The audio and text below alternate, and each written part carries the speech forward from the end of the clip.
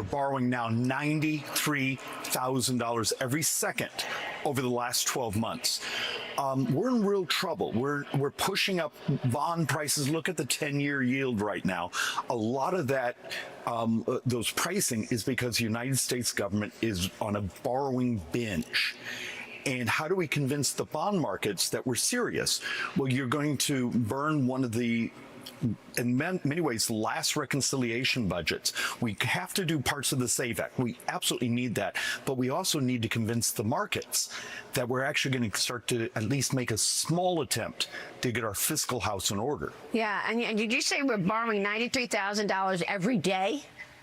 Seconds. Arizona Congressman David Schweikert, right there, one of the first members of Congress to raise the flag about rampant government spending. Now the national debt surpassing $40 trillion for the first time in history. Joining me now is the man himself, and he is the chair of the Joint Economic Committee. Good morning, Congressman. Good morning. You're not particularly popular when you spend day after day, and for my case, 15 years, talking about debt deficits and the demographics that are actually the driver of U.S. debt.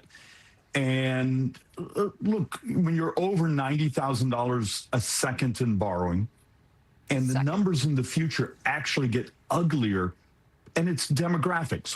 As a society, we're getting older, and we haven't had enough children for decades. It's spending. Let's be honest. I mean, you cut to the chase here. And that's bipartisan. It's Democrats, it's Republicans. It is just out of control spending. And one of the things that voters said in the 2024 election was they wanted to see D.C. spend less money. And has that happened, in your opinion? We've gone through DOGE. Well, we've gone through. But here's one of the great. Yeah, I'm going to give you one of the great difficulties is when the majority of spending, and so in less than 2 years, over 50% of federal spending will go to those 65 and up. You know, so the earned benefits of Social Security, Medicare, and then interest consume or are close to consuming half of all federal spending, and they would consume the majority of tax receipts. And it's really hard to get up in front of an audience and say, in many ways, your government is an insurance company with an army. You know, you mentioned when you were speaking with Maria in that clip, you know, you mentioned the 10-year. It's at 1.77% today. So the markets are flying some red flags right now about this. Vice President Vance says that Treasury Secretary Bessent has got a, quote, discrete plan to address debt. Secretary Bessent is claiming that the U.S. can, quote, grow its way out of $40 trillion in debt. President Trump has made similar comments. Congressman, is that a reliable plan?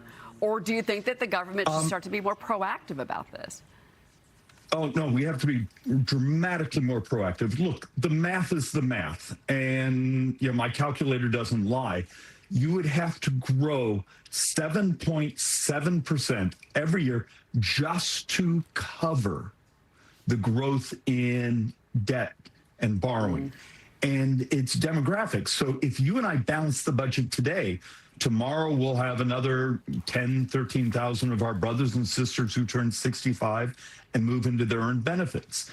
Look, defense now is number 5 on the spending stack. It's Social Security, it's interest, it's Medicare, and then Medicaid and Obamacare subsidies, and then defense. And so voters will tell us we want a more fiscally sensible government. Just don't cut anything. And there becomes the great battle and the difficulty. And I wish more people running for office, particularly those of us on the conservative side, would get up in front of our audiences and say, we don't have enough young people. We're almost at 0 population growth this year as a country. And yet, unless we're willing to have a revolution and take on healthcare costs, we're going to continue to run massive deficits.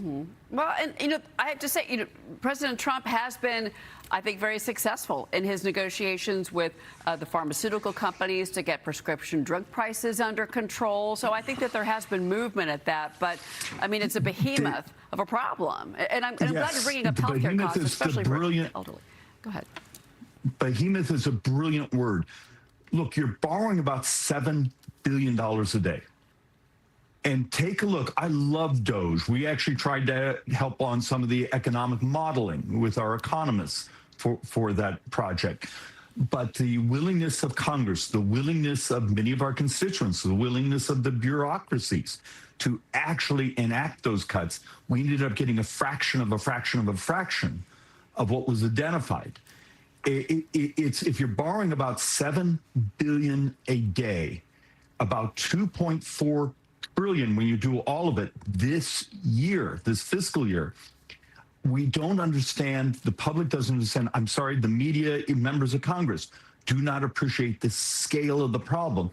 And rounding at the edges doesn't get us anything. And we are on the cusp of having the bond market start to run this country. Yeah, well, and we've been talking about that this morning. But, you know, look, the economy is at the top of mind for voters. You've got the midterms. There's a recent AP poll that showed that 41% of adults are extremely or very concerned about affording groceries in the next few months. Most polls say that their household has made changes to how they shop, including they buy store brand items, they've changed grocery stores, or they're not buying certain items altogether, Congressman. So how do you and your party, Republicans, reassure voters that you're still on the path to fixing this and that you're understanding how much people are suffering? And I'll give you one example. When somebody can tell you exactly what their electric bill was a month ago, when they can tell you exactly how much more it cost them to buy parsley at the grocery store for their pasta recipe, that tells you that people are hurting. How do you address that?